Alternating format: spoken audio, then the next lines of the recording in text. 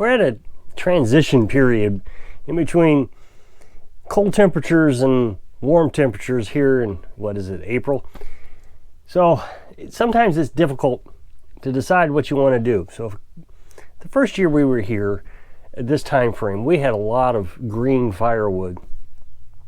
So I didn't want to burn the wood stove unless I absolutely had to that first year, because we kept getting chimney fires and different things, and I really wanted the wood to dry out.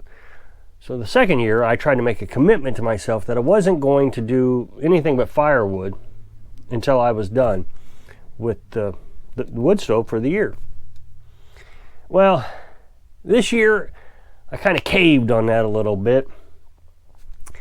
It's raining quite a bit, which means I would have to bring in firewood into the house so it would stay dry. Now, somebody's going to say, well, build yourself a shed and all that kind of stuff. Well, it still gets wet. Things happen. The humidity outside makes things wet. It makes the firewood wet. Even if I put it underneath the porch, it gets wet. So really the only way to keep it dry is bring it in the house next to the wood stoves, somewhere in the house near the wood stove, because that wood stove draws moisture out of everything, including your skin. So with it raining so much, and it's getting on the verge of being warm temperatures, I don't want to load the house up with firewood just so I can take it back outside in a month because I didn't use it. So I've been bringing in a few pieces at a time, starting the wood stove, and well, now it's raining. It's been raining for nearly a week, I guess. I don't know, a few days. So I decided that I'm going to bring the buddy heater in just to knock the temperatures off. The other day it was 69 degrees in the house, just at that temperature where I'm chilled, but not so cold that I need to start the wood stove, because the wood stove would bring the temperature way up. And that's the other thing we were having problems with, bringing the temperature in the house. No matter how light I loaded it, it would bring the temperature up into the 90s, and then you're opening doors and windows, and that's just a waste of firewood in my opinion. So we brought the buddy heater in just so we can knock the chill off. And I bet it doesn't run an hour at a time when we do it. The first day I brought it in, I may have turned it on twice. I think I turned it on for an hour yesterday, and today we haven't touched it. So it does a pretty good job, and this runs off propane. Now, what's funny is I tell people that I put a propane tank in there for my water heater. Oh my goodness, what are you thinking? That's terrible. Don't do that. Your house burned down and it'll blow up and all kinds of things. But when you talk about a buddy heater, and you talk about driving around in a van, because that's where your home is, and you say, and you have a tank for your buddy heater, oh, that's totally fine. Oh yeah, no problem. Put the tank in your tent. Who cares? So, people don't use their brains when they think about how you set your things up. And I know just the other day someone asked me, where's the tank to the water heater? Didn't you say you put that in the house? And they were just waiting for me to answer, yes. Well, that's dangerous. Don't do that. But when you bring the buddy heater in, it's okay. It's a different type of tank, apparently. Anyway, so we used a buddy heater.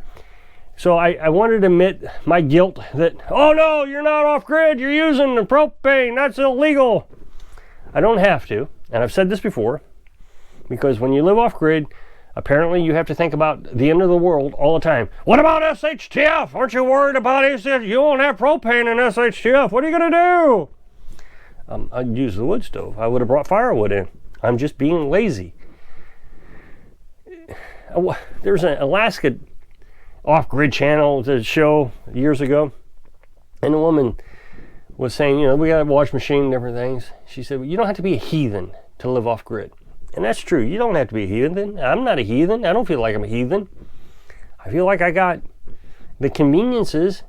I've just had to work a little harder to make it work. So, as you know, I've showed you the last two videos.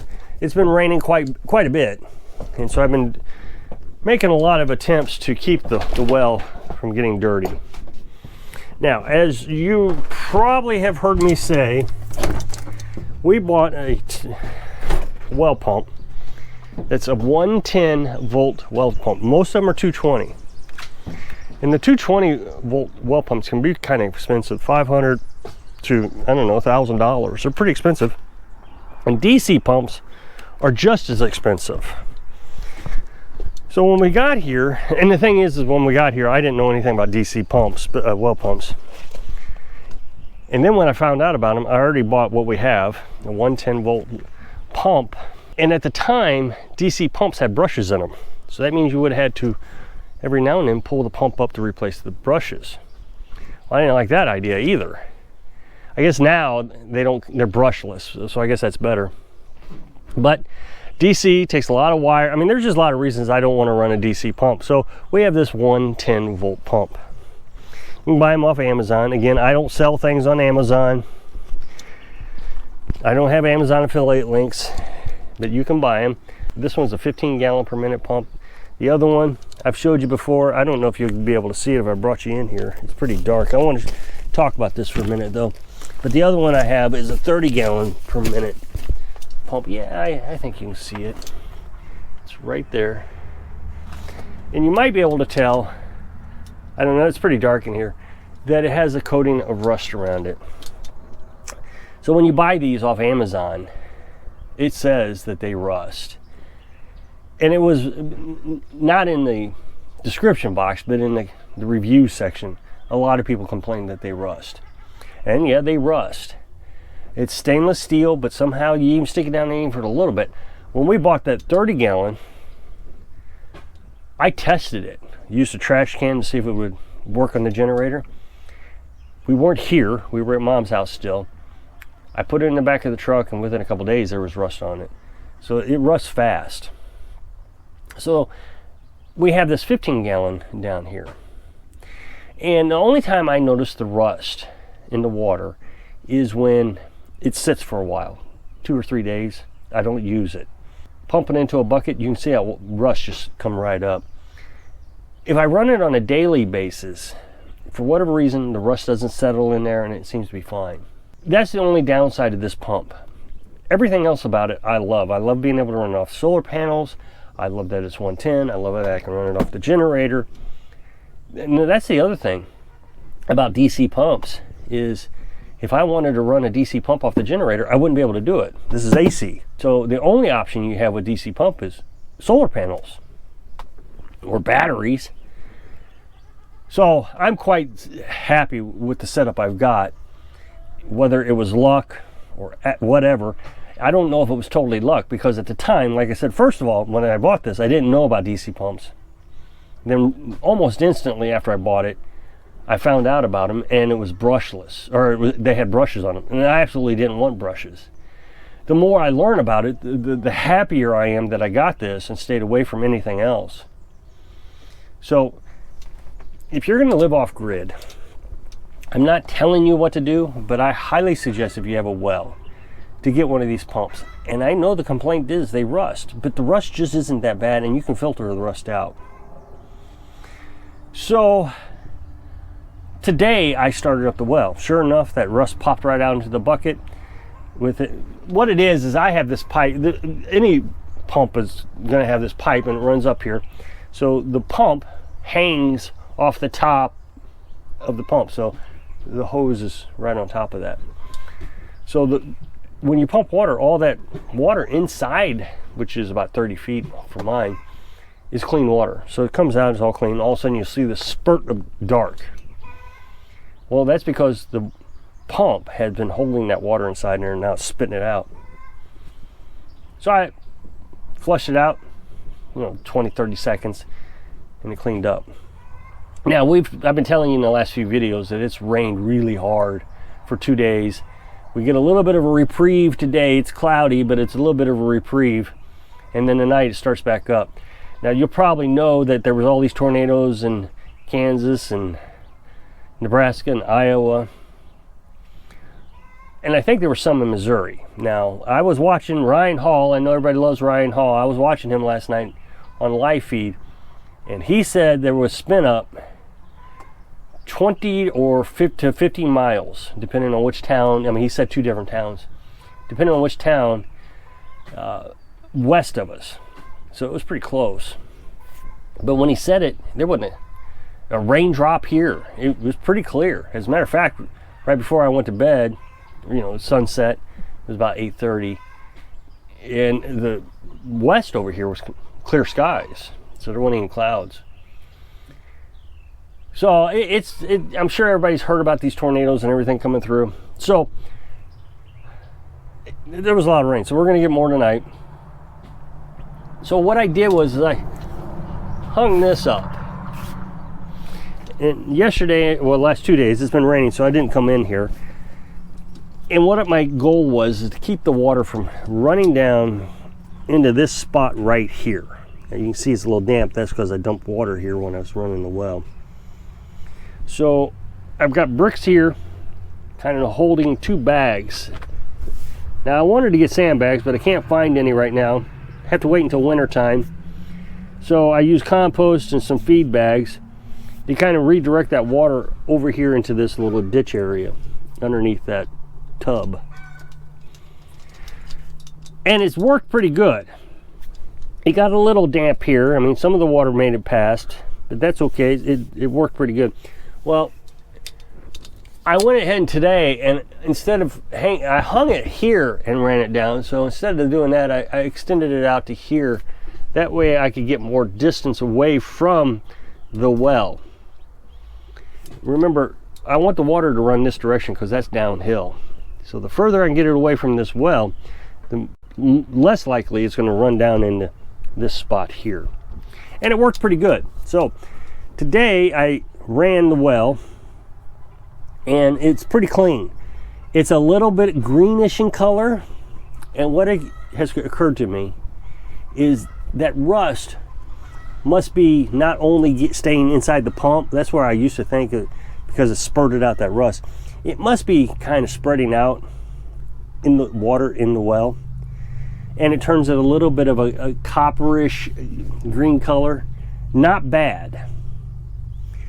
And the thing is it clears up in about 3 days. So after I start running the pump again on a regular basis every day, it'll clean up. It's happened to me twice before, and I kept thinking the well was getting dirty. So it's not getting dirty. I really do now think it's just rust. A little bit of rust. I mean, we're not talking really bad. So I can filter, I have those 2 house filters over here. One's a sediment filter and the other one's a carbon filter, and that takes out a lot of the rust. And then I have that Berkey that takes out the rest of it. Now, the metal does wear out the Berkey fairly quickly, and so if you have high lead content, and I don't remember some others, I can't think of what they are, but some of the poisonous ones, your filters won't last as long as they advertise, and it says it right on their webpage. So it's not like they're falsely advertising. So it will wear out. So just be aware that you don't want to use your filters, your Berkey filters, to remove all the rust. You just want to use it for these small occasions where the rust builds up a little bit. Now, you can buy water softeners. I don't know if I want to do that. There's a lot of wastewater in water softeners. But regardless, I have a sediment filter here and a charcoal filter there. And that takes out quite a bit of the discoloration on the water. So I'm going to bring you down here. I'm going to try to avoid showing you Carolyn, because I filled the bucket up after it was filtered, and that way you can see that it cleans up pretty good from just a small little green tinge to a pretty clean bucket of water. Not too bad. So I think I've solved my problem, is what I'm saying. I don't think the well is getting dirty anymore. I like to see perfection, and now I have an explanation, at least I think I have an explanation of why the water is a little bit discolored during these rain events. It's because I'm not using the well. I can't use the well because there's no sun. So maybe the next rain event, not this one because the water's already discolored, but the next one, I'll go ahead and use the well off the generator as an experiment to see if it's clean. If it's clean, then I know it's just the rust from the well pump. And I'm really not worried about that rust. The rust isn't going to hurt me even if I do drink it. It tastes a little funny, It wears out the Berkey a little bit quicker, but it's not going to hurt me. When we traveled throughout the country, they had drinkable water everywhere throughout the country in these national parks, national forests. First one we went to was in Virginia, and it had a hand pump, and it was just brown. It was absolutely brown. It was terrible. You drink it, it tastes like metal. But they tested it. I watched them test it, and it always tested fine. So you can drink metal apparently, as long as it's not lead. So I think we've got it solved. So if you click this up next box, it'll take you to a video where I was showing you in the rain what I was doing here. So I hope I can inspire you to finally solve your problems when you're living your dreams. Thanks for watching.